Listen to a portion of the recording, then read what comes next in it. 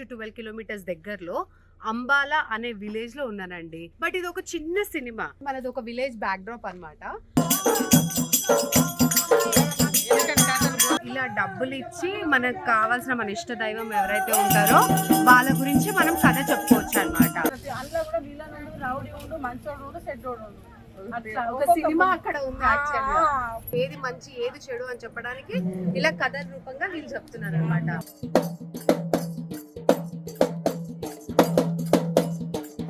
లావణ్య కిషోర్ మరి దయ్యల్లా లావణ్య కిషోర్ గారైనా మరి దయ్యల ఎవరైనా లావణ్య రెడ్డి గారైనా ఎవరి దేవుని పేరు. Hello everyone, welcome to Mahanati Lavanya.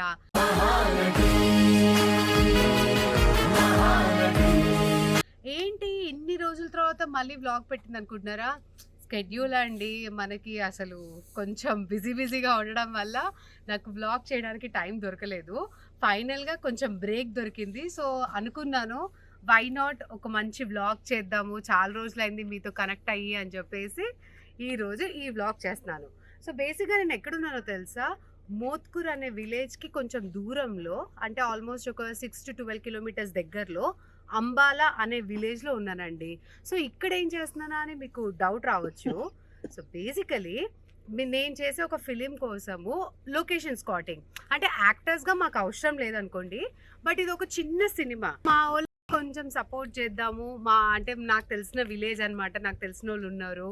So locations ఏమైనా సెట్ అవుతాయో లేదో, అంటే మన సినిమా అన్నప్పుడు, మన ప్రాజెక్ట్ అన్నప్పుడు కొంచెం సపోర్ట్ చేయడంలో తప్పేం లేదు కదా. సో అందుకనే ఈరోజు ఇలా లొకేషన్ స్పాటింగ్ కోసం అంబాలా అనే విలేజ్కి వచ్చామన్నమాట. సో ప్రెజెంట్ అయితే ఇలా ఒక పెంకిటిల్ కోసం, అంటే మనది ఒక విలేజ్ బ్యాక్ డ్రాప్ అనమాట. సో బేసికలీ కొన్ని లొకేషన్స్ అయితే చూసినాము. ప్రస్తుతానికైతే ఇది ఒక ఇల్లు అనుకున్నాం కానీ, బట్ వీ డోంట్ నో, అంటే మా డిఓపి గారు ఏది డిసైడ్ చేస్తే అదే. But this is what this village is about. So మీకు ఈ విలేజ్ ఎలా ఉంటుంది, ఈ లొకేషన్స్ ఎలా ఉంటుంది, మా సినిమా కష్టాలు ఏంటి, ఈ యాక్చువల్లీ నాకు అవసరం లేని పనిని నేను అడిషనల్గా ఎక్స్ట్రాగా నేర్చుకోవడానికి నేను ఇక్కడ కష్టపడుతున్నాను అనమాట. సో ఇది ఒక పాత ఇల్లు మాకు ఇక్కడ దొరికింది. అంటే విలేజ్లో బేసిక్గా ఇప్పుడు అన్ని సీసీ రోడ్స్ అయిపోయాయి, అంటే మనకి ఎక్కడ విలేజ్లో ఇలాంటి మట్టి రోడ్లు అలాంటివి ఏం లేవు. బట్ ఫైనల్గా వి గాట్ దిస్ ప్లేస్. మంచిగా ఇక్కడ ఏమంటారు, మేకలది, దీని ఏమంటారు, దొడ్డి, మేకల దొడ్డి ఇక్కడ ఉంది. అండ్ ఇక్కడ ఇట్లా పెంకుటిల్లు. బట్ వీళ్ళు కూడా చాలా రిచ్గా ఉన్నారు. అసలు వీళ్ళు ఎక్కడ ఊరోళ్ళలాగా ఉన్నారు, మంచిగా పాష్గా. చూడు ఆ బొట్టు, చూడు మహానటి బొట్టు పెట్టుకుంది. అది మీరు ఎక్కడ ఊరోళ్ళు అండి, అసలు మీరు ఊరోళ్ళే కాదు వీళ్ళు అసలు. సో వీళ్ళు ఫుల్ పాష్గా ఉన్నారు బేసిక్గా. సో ఈ లొకేషన్ అయితే చూసాము. బట్ నాకు ఇక్కడ చాలా బాగా కనిపించింది ఏంటి తెలుసా, దిస్ వన్, అమ్మవారు. సో నేను ఇప్పుడు దాకా కొన్ని ఇల్లులు చూసాను, ప్రతి ఇంటి దగ్గర వాళ్ళ కులదైవంకి సంబంధించి ఇట్లా ఒక అమ్మవారు ఉండడము, అది నిజంగా చాలా బ్లెస్డ్. అంటే మనకి ఇప్పుడు ఎట్లా సిటీలో సపరేట్ ఒక దేవుడు గది అన్నట్టు ఎలా చేస్తామో, ఇక్కడ ఊర్లలో ఇలాంటి బుజ్జి గుడి అన్నమాట, అమ్మవారు వాళ్ళ కులదైవం పెట్టుకొని. And see this location, how beautiful it is.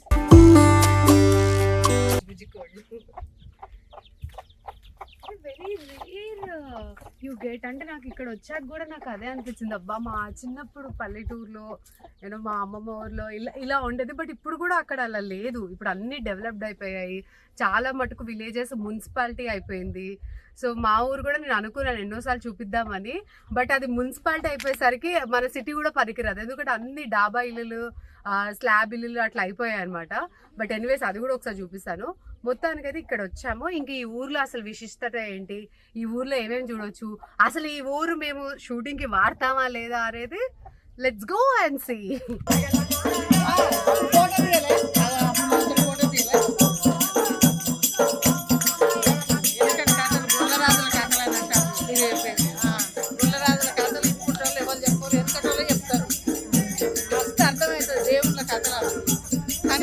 అయితే ఆ దేవుడు కథ చెప్తారు. ఒక బొమ్మ ఉంది కదా,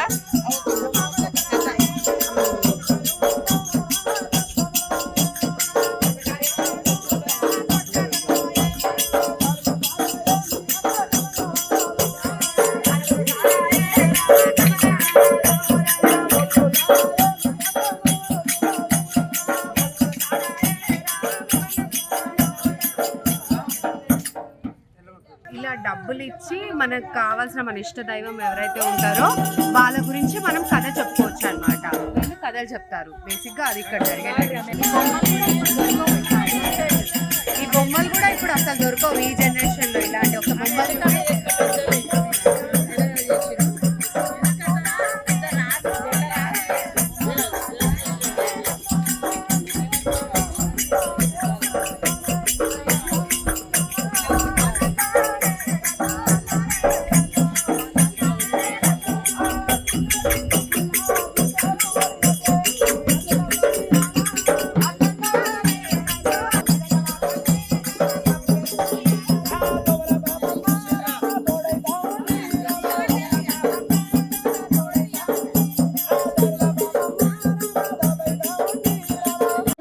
చెప్పి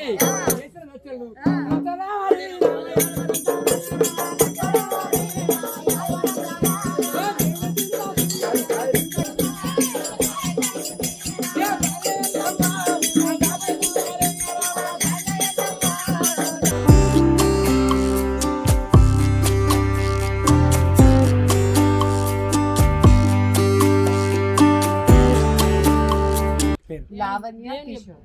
మరి దయ్యల్లా లావణ్యమనగా కిషోర్ గారైనా మరి దయ్యల ఏమనగా లావణ్య రెడ్డి గారైనా ఎవల దేవుని పేరు మీద తోల గంగమ్మ తోడైతున్నారే, దానిల గంగమ్మ దాపైతున్నారే. మరి ఎప్పుడు శ్రీరామచంద్రుడు మీ వందు ఉండాలి.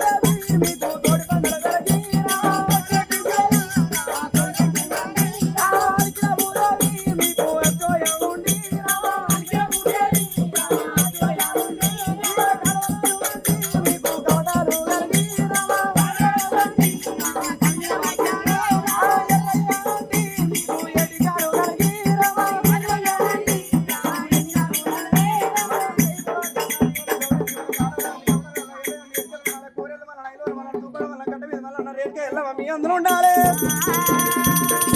మీరు ఏ సేవనగా వ్యాపారం అందివనగా దేవతలు ఎల్లప్పుడు శ్రీరామచంద్రుడు మీ అందులో ఉండాలి.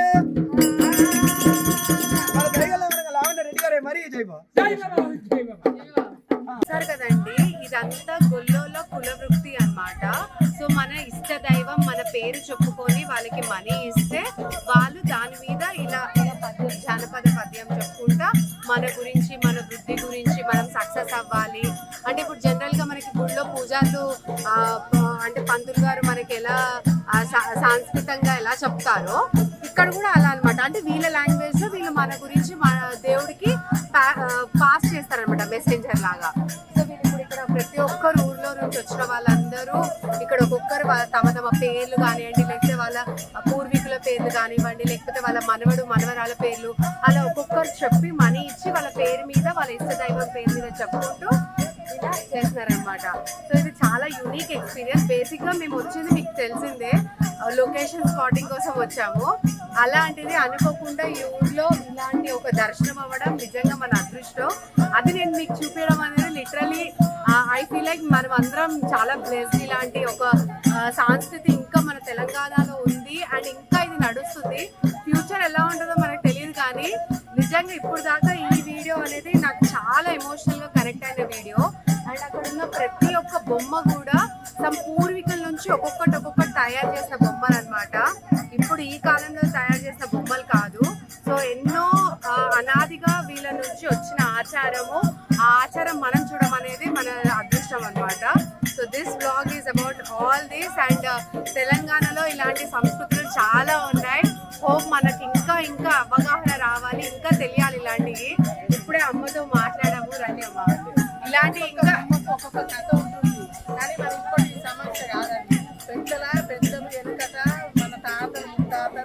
పెట్టిన బొమ్మకు ఒక్కొక్క బొమ్మకి ఒక్కొక్క కథ ఉంటుంది. ఆ కథ మనకు మంచిగా వివరించి అర్థమవుతుంది. ఇప్పుడు వాళ్ళకు అర్థం కాదు కదా ఎందుకంటే కథలు అర్థమవుతుంది. ఒక్కొక్క కథ ఒక్కొక్క బొమ్మకు ఇలాంటి బొమ్మ మీద ఇలాంటి పని చేస్తాడు, ఈ బొమ్మకు ఇలాంటి కథ, ఈ బొమ్మకి ఇలాంటి కథ, అలా ఎన్ని బొమ్మలు ఉన్నాయో అలాంటి కథ ఒక్కొక్క బొమ్మకు ఒక్కొక్క వివరించి చెప్తాడు అన్నట్టు. ఒక్కొక్క బొమ్మకు కూడా మంచోడు బొమ్మ ఉంటుంది, మంచోడు వీడు అని ఒక బొమ్మ సృష్టిస్తుంది, వీడు చెడ్డోడు అని ఒక బొమ్మ సృష్టిస్తుంది, వీడు దానకర్త వీడు దానం చేస్తాడు అని ఒక్కొక్క బొమ్మ సృష్టిస్తుంది అని ఒక్కొక్క బొమ్మకు ఒక్కొక్క స్టోరీ వలన. ఎందుకంటే తాతలు ముత్తాతలు చేసిన బొమ్మలు ఒక్కొక్క బొమ్మకు ఒక్కొక్క స్టోరీ ఉంటుంది. ఆ ఒక్కొక్క స్టోరీ ఇప్పుడు కాలంలో పిల్లలకు తెలియదు. అందుకే కులంగా వాళ్ళు ఆడుకుంటూ ఉంటారు అన్నట్టు. వాళ్ళని పెద్ద గొర్రెలను ఎర్ర గొర్రెలను ఆడుకుంటారు. మంది ఎచ్చ వాళ్ళు వాళ్ళ కులం అయితే వాళ్ళు గొర్రెలను ఆడుకుంటానికి వస్తారు. వచ్చి కుల దేవతలను కుల బొమ్మలు తీస్తారు. తీసి ఒక్కొక్క బొమ్మకు ఒక్కొక్క కథ చెప్పుకుంటారు. అట్లా మనకు ఇష్టం ఉందనుకో, మనం చూసాం అనుకో, కొత్తగా పోకుండా మనం 5 10 వేసి మన దేవుళ్ళనా మనకి ఇష్టమైన మనుషులనా చచ్చిపోయిన వాళ్ళలో పేరు చదువుతారు. మీద ఉన్నావు ఎట్లా పోయినావు కోడ చదివించి విద్య చదివించింది అని చెప్పి మనకు కూడా వాళ్ళు పెద్దగా స్టోరీగా చెప్తారు. మనం ఇచ్చిన 500, 50, 100, 20, 30 అంతే మనం చేస్తాం. అంటే ఇది వాళ్ళ జీవనాధారం అన్నట్టు. అంటే ఇప్పుడు మనకి సిటీలో ఒక టిఫిన్ సెంటర్ కానివ్వండి, ఒక పాల సెంటర్ కానివ్వండి, హోటల్స్ కానివ్వండి, ఏదైనా ఏదో ఒక బిజినెస్ ఉంటుంది. ఊళ్ళల్లో మాత్రం ఇలాంటి ఒక బిజినెస్ అంతే 5 ఏళ్ళకో 3 ఏళ్ళకో వీళ్ళ జీవనాధారం అనమాట.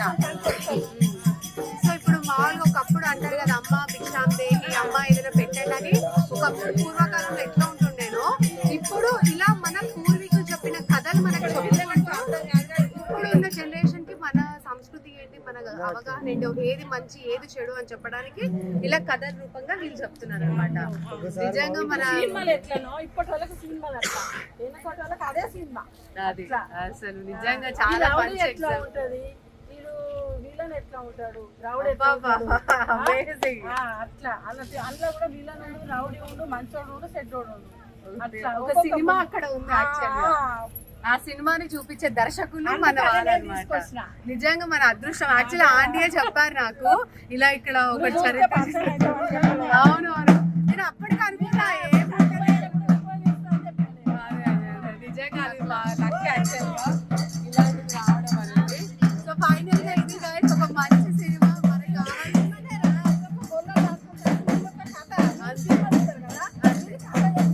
సో మనం సినిమా తీస్తాం, కథ అంటే స్టోరీ నరేషన్ అనమాట. చెప్పలేము నిజంగానే మన తెలంగాణలో ఇట్లాంటి బొమ్మలు ఇప్పుడు కాలంలో దొరకవు కూడా అవి. ఈ బొమ్మకి ఏ స్టోరీ అన్నది అంటే ఏం చెప్పగలుగుతాము. సో అది అనాదిగా వాళ్ళ పూర్వీకుల నుంచి వాళ్ళు నేర్చుకున్నారు కాబట్టి వాళ్ళు చెప్పగలుగుతారు. నిజంగా చాలా చాలా థ్యాంక్స్ అండి. అసలు ఇట్లాంటి ఇలా ఒకటి మన తెలంగాణలో ఒకటి ఉందని కూడా నాకు తెలియదు తెలుసు అసలు. అందుకే నేను రమ్మన్నా, అదే రారని వస్తే చూస్తున్నావు. అవును చెప్తాను.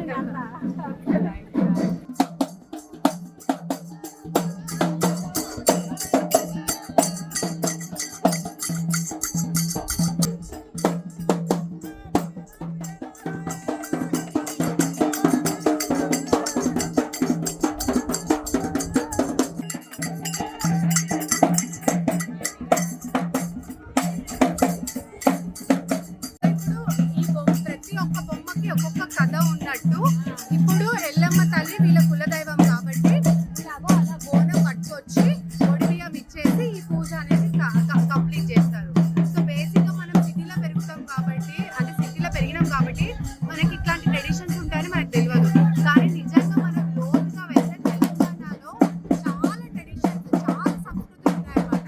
అది మనకి అనాదిగా ఎన్నో సంవత్సరాల నుంచి ఆచారంగా ఈ పల్లెటూరులో ఉన్న వాళ్ళు మెయింటైన్ చేస్తున్నారు. కానీ మనకు ఐడియా లేదు. బట్ దిస్ ఇస్ సంథింగ్ నాకు చాలా ఇన్స్పైర్ అనిపించింది. అంటే తెలంగాణలో ఇంత అద్భుతమైన కళలు ఉన్నాయి.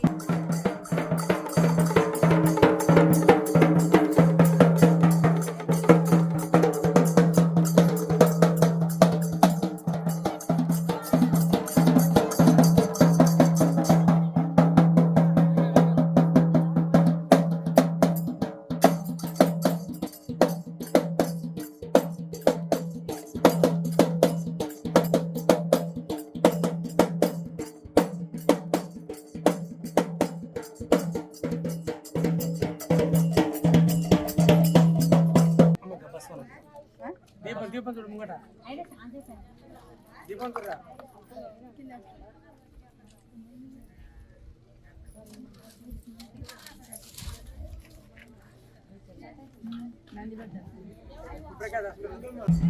సో గాయ్స్ నాకు